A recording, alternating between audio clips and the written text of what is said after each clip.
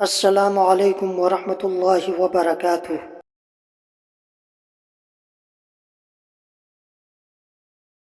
بسم اللہ الرحمن الرحیم۔ سلمہ بن اکوع رضی اللہ تعالی عنہ فرماتے ہیں کہ نبی کریم صلی اللہ علیہ وآلہ وسلم کے یہاں نماز پڑھنے کے لیے کسی کا جنازہ آیا۔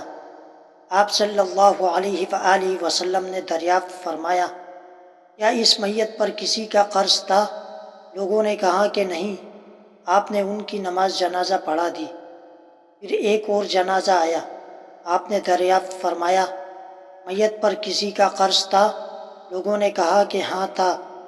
یہ سن کر آپ نے فرمایا کہ پھر اپنے ساتھی کی تم ہی نماز پڑھ لو۔ ابو قتادہ رضی اللہ تعالی عنہ نے عرض کیا، یا رسول اللہ، ان کا قرض میں ادا کر دوں گا۔ تب آپ نے ان کی نماز جنازہ پڑھائی۔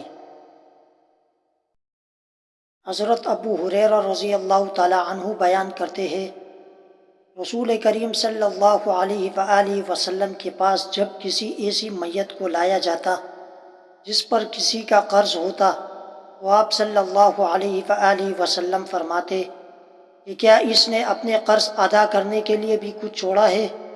پھر اگر کوئی آپ کو بتا دیتا کہ ہاں اتنا مال ہے جس سے قرض ادا ہو سکتا ہے تو آپ اس کی نماز پڑھاتے، ورنہ آپ صلی اللہ علیہ وآلہ وسلم مسلمانوں ہی سے فرما دیتے کہ اپنے ساتھی کی نماز پڑھ لو۔